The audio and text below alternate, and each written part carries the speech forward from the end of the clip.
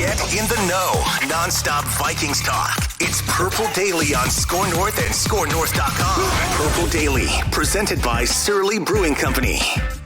He was kind of a guy that was kind of pretty good in most areas. You know, decent blocker, pretty good hands, runs decent. So, of all the tight ends we looked at, he was the one that we thought was the best option. How long do you think it'll take him to acclimate to the offense, or pretty complex? I don't know. It's it's hard to tell when I haven't even met him yet. So. Dude, I don't know. Is this the best Zimmer's ever been? Just in terms of I don't give a crap anymore, guys. How long is it going to take him to act? Chris Herndon there, by the way, was the subject. Yeah. How long is it going to take Chris Herndon to acclimate to the offense? Zimmer's like, how would I know?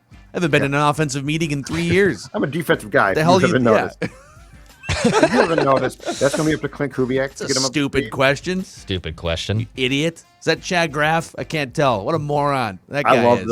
I love the old man vibes where he's just sort of at his wit's end with things now, and but he's not being a complete jerk. He's just like, I don't know. Who knows? Dude, I love it. Rick fired him. He should have said that. This is Rick's guy. This is not my guy. This is Rick's guy. But he's like, hey, what did you guys see in Chris Herndon? And he's basically like, I mean, he's okay. That's pretty much what he said. He's like, he's pretty okay at everything. He's a decent blocker and he's got okay hands. He's pretty much the best guy available out of the $3 used DVD bin. We're pretty desperate, quite frankly. I haven't met him. I might get fired, guys. I haven't met him yet. I wouldn't know him if I ran into him in the locker room. I'd be like, are you the new guy, or are you an equipment guy, or what are you?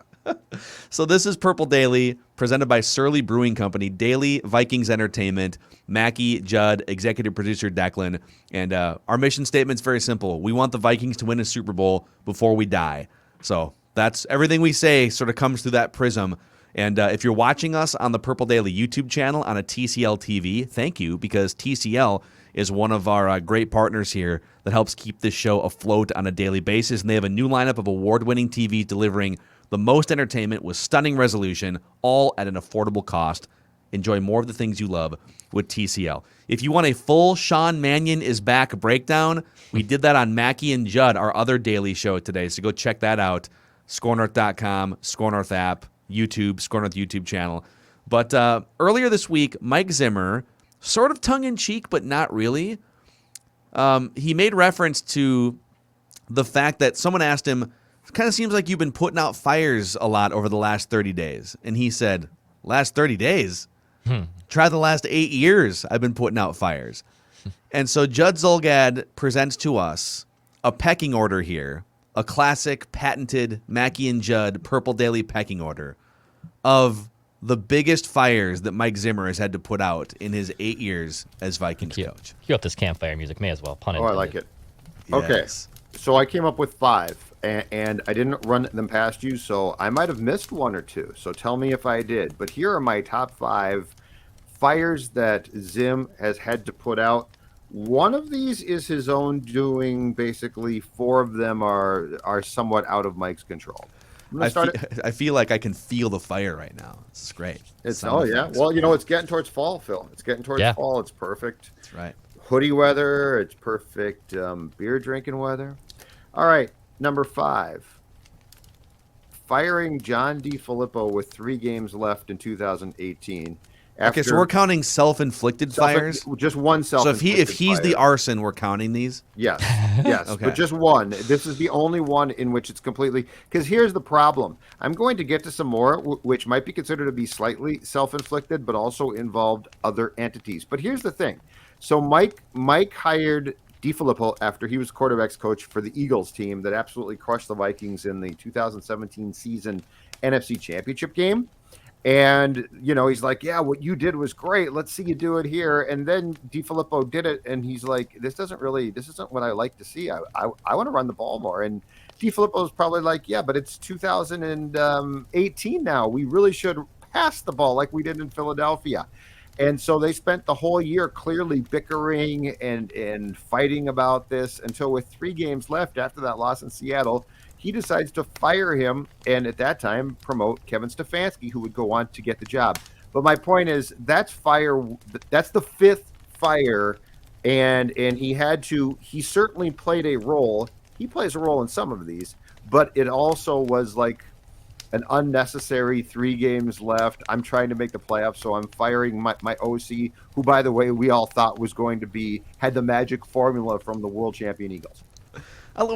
Football is so famous for doing that, right? Like every year it's like, all right, who's the offensive coordinator for the team that scored a lot of points in the playoffs? Okay, who's the quarterback's coach of the young quarterback that developed into a star? And it's just like success by association. We thought, oh, John Defilippo, yeah, he really molded. It was Carson Wentz, right? Is that what it was? It was Carson Wentz. Yeah. Carson Wentz was great. Yeah. Carson Wentz would have just been a bumbling backup failure if it wasn't for John Defilippo elevating him and pulling the puppet strings, hire him, right? Yep. Exactly. So, number 4, and it's incredible now because we're about to go on a trip down memory lane to the 2016 season. It's incredible how much went wrong and how many things were askew in 2016. But number 4 on my list is right around Christmas time of 2016, the Green Bay Mutiny. The Vikings give up 38 points against the Packers, and that's the game in which the whole game plan was for Xavier Rhodes to cover Jordy Nelson the entire game, so he was supposed to follow him, switch sides. Jordy Nelson was still a thing. He was a big thing, and essentially it sounds like the defensive backs, Rhodes included, and I think it was Zim's friend Terrence Newman, were like, we're going to switch that up, and we're not going to have Rhodes play sides. And Zimmer went off in the post game about it. They tried to walk it back. They said at one point that Rhodes misspoke in his post game because he, quote, got nervous in interviews, which he never did. He was really smart. So the Green Bay Mutiny is number 4 on my list. I don't speak in interviews because I get nervous. That's like Sammy Sosa all of a sudden needing a translator at that hearing from 15 years ago. I'm sorry, I don't speak English. Yes. What? Yes, you do. Yeah, you've been speaking it perfectly in clubhouses for years now. No. You mistook that.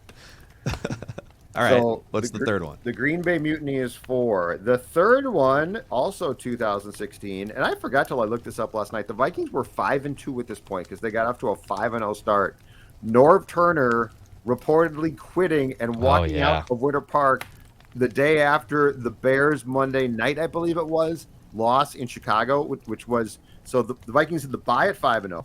They came back and lost to the Eagles in Philadelphia, and that's the game where Zim said his offensive line was soft.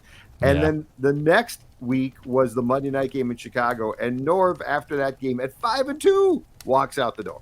Yeah, and have we ever really confirmed exactly what happened there? Like, there's been all these different sort of rumors that there was a huge falling out or a fight, or never confirmed anything. Things may have gotten physical, but it's never been confirmed. And Zimmer has teased it by admitting that more happened and coming close to talking about it, and always been talked off the ledge to not talk about it. We need a 30 for 30. What happened between Zim and Norv? What if I told you? We need the book.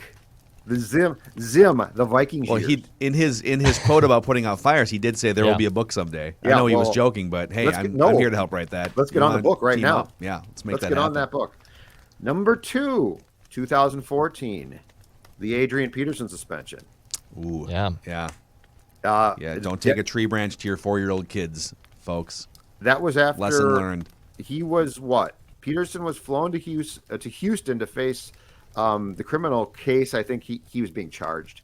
After the opening game? I think the Vikings opened in St. Louis against the Rams. Is that right? It was right around the beginning of the season. Because he played the first game, and they were going to play the Patriots in Week 2 at TCF Bank Stadium. And that's the one where Spielman did the press conference the day after and is like, this is a family matter. Adrian, we plan on him being back, and all hell breaks loose. This is definitely a candidate for the top position because this just caused – one, it's your star player. The offense at that time, keep in mind, was built around him. Yeah. Like he's a piece of the puzzle. He was the puzzle. He was the puzzle. He was one of the highest paid skill position players in the entire NFL, if not the highest paid running back or wide receiver. And this set off a series of uncomfortable public press conferences where the Radisson logo was prominently featured. And Radisson was like, if we could just It's going to be a no for us, dog. They were the Homer Simpson going back into the bushes. Yeah. They totally were. Oh, my God. Yeah. All right. And before you get to number one, Yes. when it comes to putting out fires, Yep. if you're a business owner, you want to make sure you're partnered with Federated, because Federated helps with risk management. They help with planning. They help with employee safety. All of these things that you may think, I got to profits. The most important thing with the business is profits. Yeah, but you got to worry about potentially losing money on the other side if you're not properly protected, and that's where Federated comes in. Find out more information at federatedinsurance.com, and remember, at Federated, it's our business to protect yours. Judd, you mentioned it's fall weather coming up. Like once the state fair's over, it's like we just transition right to fall, and no better thing to sip on than a Surly, I would guess. Oh, yeah. I am so looking forward to Surly in the fall on these crisp, let's say 63-degree evenings. It drops into the 50s. Absolutely. And me, the windows are open. Football is on, okay?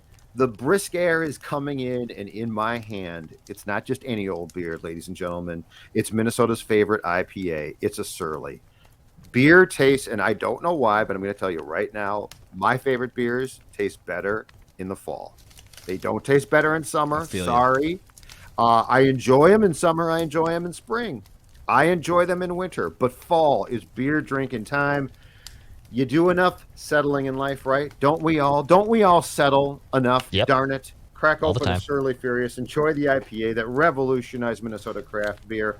Don't settle. Go to your liquor store. Drink responsibly, but make sure you get Surly. I love when Declan makes comments that are clearly loaded. Yeah, a little bit. Just a little bit. Well, but I think it helps the spot. Because then I'm like, yeah. See, like Dex is going to go get a Surly. Executive production. Yeah, I feel it helps. So, What is the number one fire that Mike Zimmer has put out in his career? two quick disclaimers on this list. One, I'm including nothing from this year yet because we don't know how it's going to play out. Yeah. So, there are fires, but I'm not going to include them until in retrospect we can say, well, that was a problem or that wasn't a problem. I am also, out of respect, leaving Tony Soprano's death out of this because that was a definite fire. That was a big one, yeah. But I don't know where you rank a death. That's a little bit. So it's a definite fire. It deserves. It's number one. No, it should be number two. Okay, right? this Exactly. Is weird. No, it's five. What are you talking about? You just So anyway, wasn't that good of a? Oh God. Out of respect, I'm not going to start a debate about where a man's death ranks. And number one on my list is a leg. Teddy Bridgewater's leg snapping in practice right before the season starts. Snapping. It snapped. The damn leg snapped. I don't know how it popped. Exploded. It exploded. Exactly right. It was not. He didn't tear the ACL. His knee blew up. His knee exploded. But I mean, think about the circumstances. Think about when it happened. It's 2016. Zimmer loves this guy. Keep in mind, they had just opened U.S. Bank Stadium. He had just played and I know it's a preseason game, but Teddy had just played this really good game in the time he got to play against the Chargers at U.S. Bank Stadium.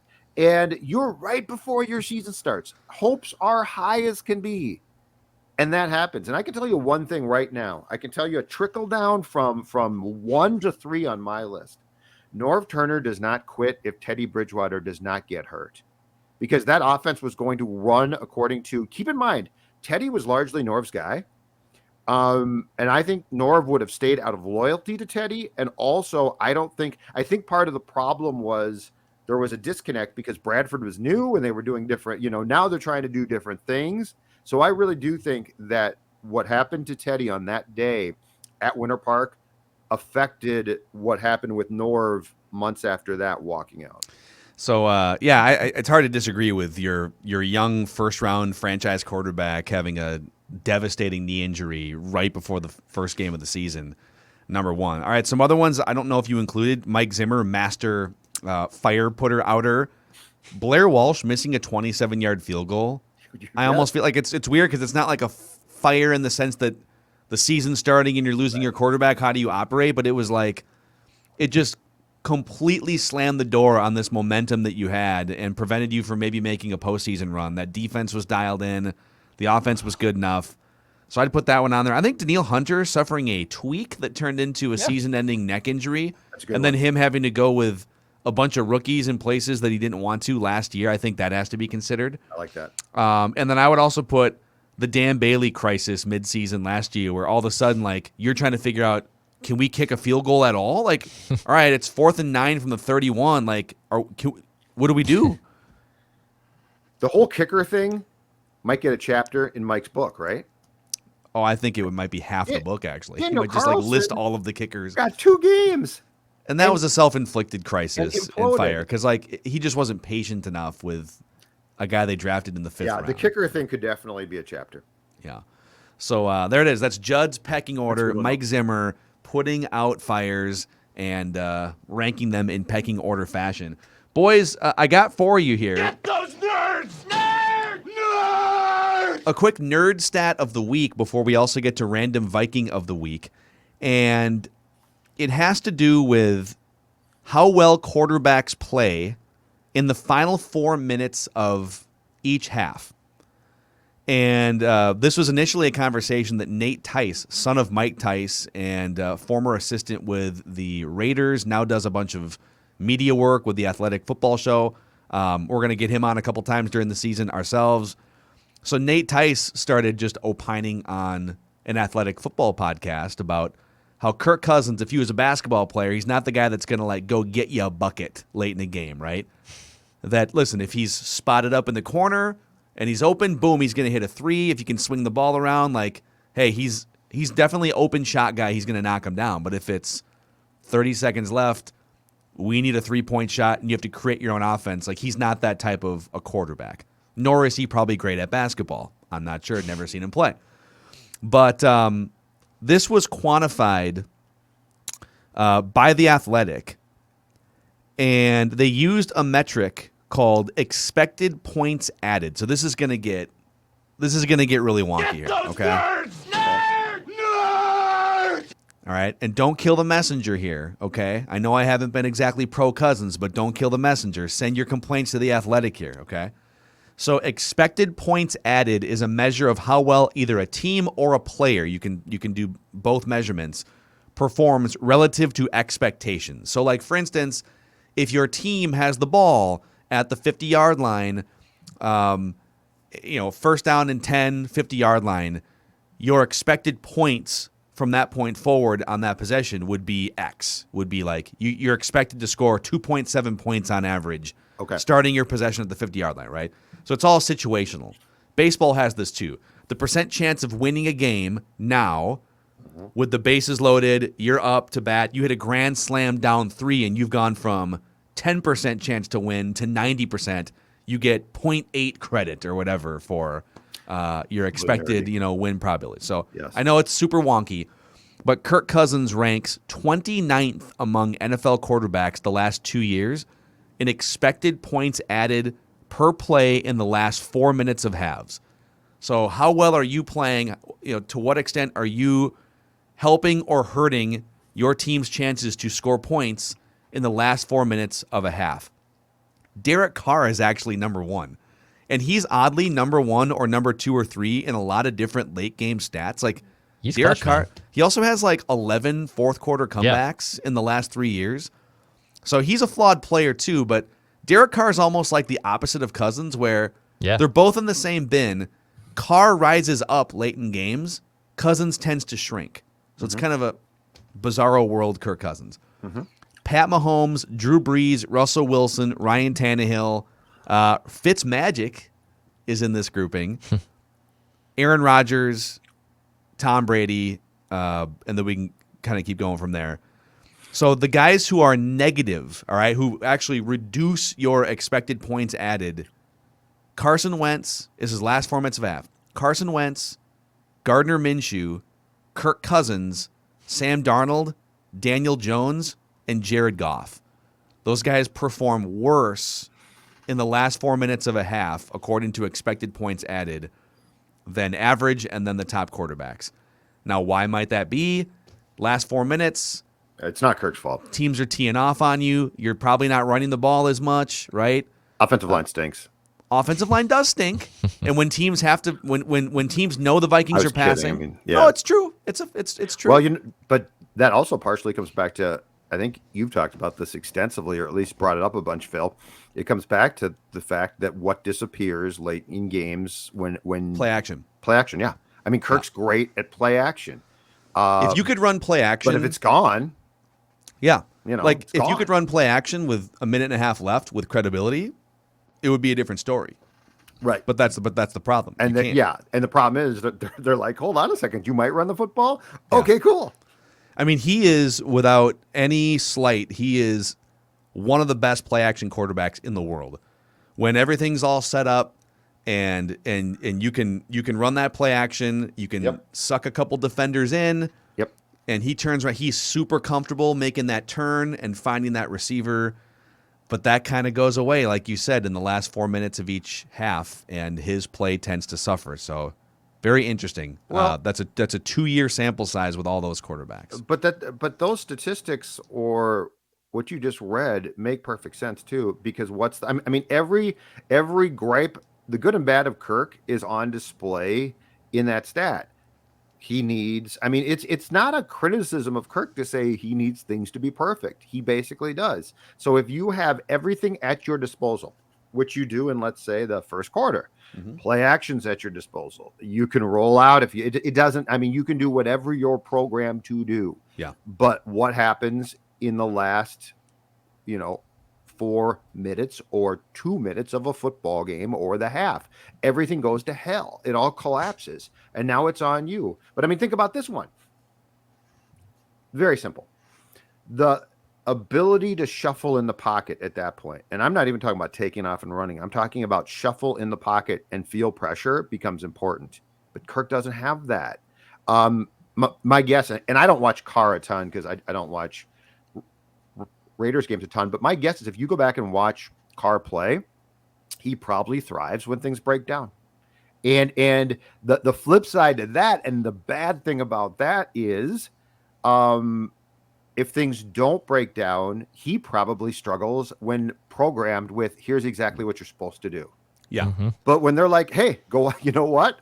This is the end of a football game. Go out there and essentially play schoolyard football. He's probably like, cool, this is awesome. I'm good at that. And that's where Kirk, I mean, I don't even think like there's a debate here. I think that's where Kirk doesn't thrive, and some guys do. And the best ones, of course, thrive in both situations. Yeah, and I think, too, it's like, a big part of my criticism of Kirk and the Vikings for giving him the money that they've given him is there's a lot of guys that can play well or well enough within a system if loaded up on play action and bootlegs and, the Vikings made it workable enough with Ponder one year, tricking up, play action Peterson, bootlegs. It was play action bootleg was like all Ponder ever did. Yep. And they went 10-6, and they played a playoff game. He was terrible, but they could. You can trick up an offense with play action and with bootleg. And by the way, like Kirk Cousins is 100 times better than in terms of accuracy and standing in the pocket than Christian Ponder. It's not a comparison, but like where you really make your money as a quarterback is when the things are sort of falling down around you, or the game flow dictates that you're now down by a touchdown with 3.5 minutes to go, and the things around you aren't perfect, or the defense has found a way to get through your offensive line a little bit more. Who can rise up and elevate everyone around them and still win those games, 50% of the time or whatever, in the last 4 minutes? And almost any way you look at it, Kirk is not good in those situations. He's not. He's really good in certain other situations, but if I'm trying to weigh, like, what's the most important thing? Like, the Derek Carr thing is very interesting. Derek Carr and Kirk Cousins are basically locked next to each other in everyone's quarterback rankings. If one of them is 11th, the other one's 12th. If one of them's 13th, the other one's 14th, right? On every single quarterback ranking you ever see. So they're basically the same type of guy. But one of them is excellent in the last 4 minutes and rises up, and the other one is mostly terrible. Mm-hmm. Well, which one deserves more money? Which one's more valuable to winning games? If I'm on the fence, like, I'll take the guy 100 times out of 100 that rises up late in games and elevates the people around him. So now Derek Carr must be so bad in other situations that he'll shipwreck a game before it gets to the 4-minute mark.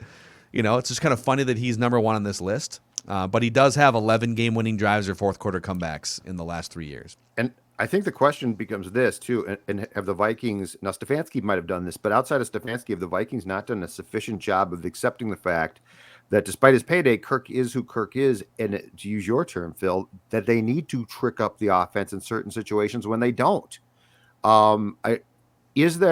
It feels like a lot of times at the end of games, the Vikings have always said, hey, Kirk, you go out there and earn that paycheck. And they full well know he's really not capable of doing that at that moment. So is there a way to get around that? Are there different things that they should be trying to do in saying, look, you know what? This guy, play action's phenomenal, but it's gone right now. And we can't just tell him drop back and make play. And, we'll call XY Zebra 62 because it should work, but it's not going to work. So do the Vikings take some of the responsibility here from a coaching standpoint that they don't give him enough help by just accepting who he is and say, you're not the most talented guy in this predicament, so we're going to try and work around that. Mm-hmm. Well, there's also there's always going to be the built-in excuse or just valid reason that, okay, when you take away play action and the opposing team knows you're going to throw and your pass protection is bottom 5 in the NFL, what's the quarterback supposed to do? It's kind of framed as every time he drops back, there's someone in his face. And, that's true more often than with other teams because the Vikings have not had a good pass blocking unit. So as long as if they can just be average this season, then that reason or excuse for late game come from behind failure goes away. Mm-hmm. And it's really, quite frankly, it's on the Vikings the last 3 years why they haven't just put that to bed by focusing more on offensive line. And even this year, it's like, well, wait, we focus on offensive line. Look at what we did in the draft. Yeah, but you're leaning on rookies to save your offensive line in a win-now season, or Oli Udoh, who's never played right guard before, and hopefully it works.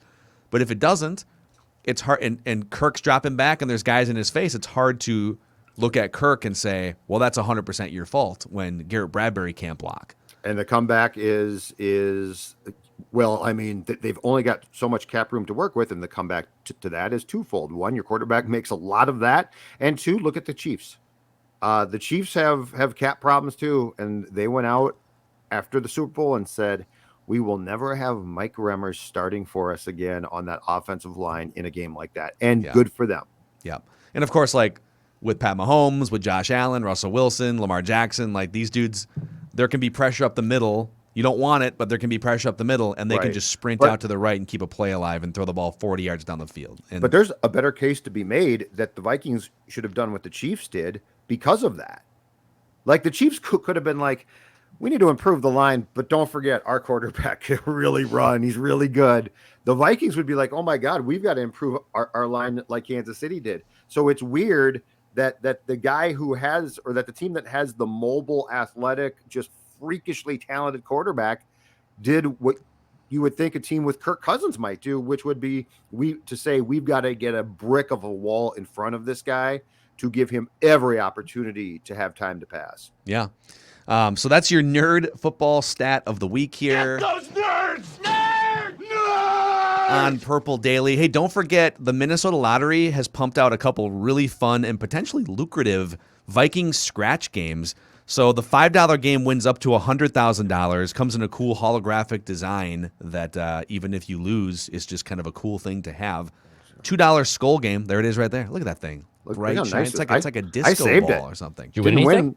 No. Oh. But who cares? Look at it. It's nice. No. $5, awesome, that's man. nice. Looks like an NFT or something. If you could make that into a digital file. There you go. $2 skull game will win you up to $15,000 in great second chance prizes like Vikings tickets and merchandise. Just say, I'm into Viking scratch games from the Minnesota Lottery. Must be 18 or older to play. You can be any age if you play golf. You can be any age and stop into PXG Minneapolis. It's a golfer's paradise. Maybe this is the thing that gets Judd to dust off the golf game for the second time in 30 years. The first time is available on YouTube if you want to see that.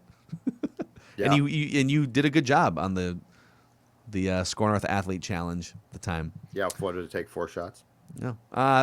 5. I think it was 5. We gave you 7 on a par 3. I think you double bogeyed, but it was steady. He pipes his first shot in 20 years right down the middle, like 150 yards. We're like, well, come on. And you know what? Ridiculous. If I had kept playing, it would have gotten worse because I didn't think about that Just shot. end it there. Yep. So PXG has some of the best clubs in the world, some of the best apparel you're going to find. You can find out why this is such a hot golf brand the last few years at Southdale Center, PXG Minneapolis, and pxg.com/Minneapolis. It's time for the random Viking of the week here on Purple Daily. Ooh. That's right. Where I pit you guys against each other and I give you fact by fact as we slowly unveil the random Viking of the week. You each get 3 incorrect guesses. You can ask me questions at any time. They must be yes or no questions, and I can refuse to answer them if I want to. And Judd Zolgad currently holds a 4-1 lead over Declan in random Viking of the week. But Declan does have the easily quickest walk-off. answer. Yeah, you Week answered 1. Tavares Jackson within 4 One words guess. of my first Yeah. clue, Yeah. basically. Yeah. So he's got All that. right. This random Viking of the week originally hails from New Jersey. This random Viking of the week played college football in the ACC. This random Viking of the week stands 6 feet 4 inches tall.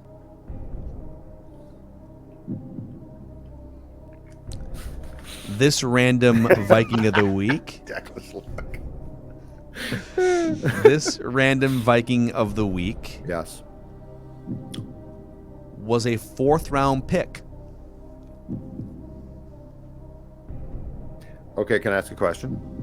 Sure. Was he a 4th round pick by the Vikings? Yes. Okay. It's a good question. It is. Thank you. This random Viking of the week played for 3 other teams besides the Vikings.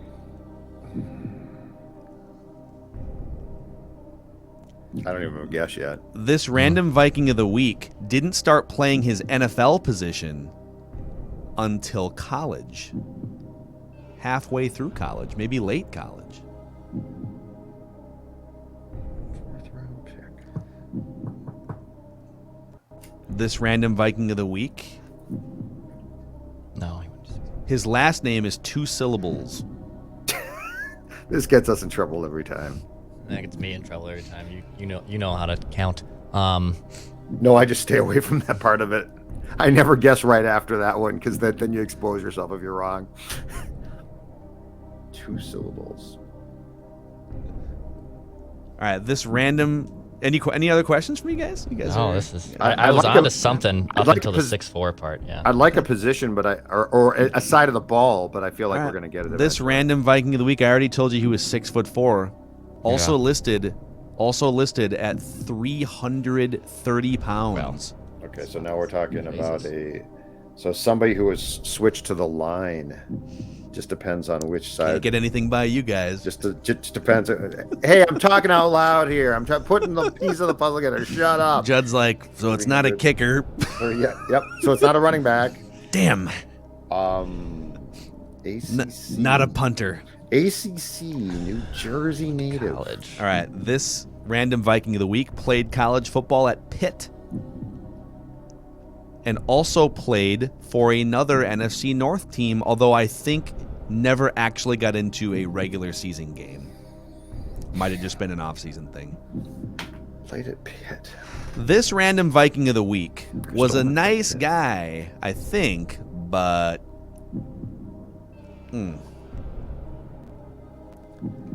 Wait, this random Viking of the week, what is that? What's that clue? this random Viking of the week paved the way for punching bags like Dakota Dozier and Drew Samia. He is Paved the way. He is an OG of modern Oh, I got to guess. punching bagness. I got to guess. Is it TJ Clemmings? There it is, Judd Zolgad. Good guess, dude. What a performance. Just letting the clues come to you. I had Nick Easton written down, but then so it was obviously lineman. I almost guessed Easton. He but moved TJ from, Clemmings is a great one. I think he moved from defensive line to offensive line. Yeah, he was one of the right? best. So he was like legitimately one of the best high school defensive linemen. I think he was an edge rusher in the country. He was recruited as, I think he was like the number one recruit in New Jersey, and he was like 6th in the country as a defensive edge rusher. And then, like, right before his junior or senior year in college, they flipped him to the offensive line. And then he still gets drafted in the 4th round. It's amazing. Did the Bears give him a chance? Is that the other NFC North team? Yeah, the Bears gave him a look, and that was it. In 2019, he also played for Washington and the Raiders over a couple years. And he is also one of the worst graded players at his position, according to PFF, in his one main Viking season. Yeah, I can attest to that. I saw that. Yeah. That's what But happened. I feel like TJ Clemmings was because he took over for an injured Matt Khalil, and it was unfair. Like, he shouldn't have been playing because he was a 4th round pick. But correct, that he was did, terrible. And he was not good. And that was 2016, right? I believe so. Because I think they got by with it for a while, and then it just imploded. Yep. So there it is. That is your random Viking of the week here on Purple Daily. That was by very Surly random. Brewing Company. Very random. Yep. Oh, there's Might plenty need a more where survey. that came from here. Oh, I can only imagine. Plenty Oh, more. yes. All right, that's a wrap for today's episode of Purple Daily Vikings Entertainment. And like we said earlier, so we have a couple fun announcements. One that we will almost certainly be unveiling early next week. And we got fingers crossed on a couple others here. But we got some fun things planned for the regular season, which is just a week plus away. We'll see you guys tomorrow for a little 4-Question Friday. Thanks for hanging.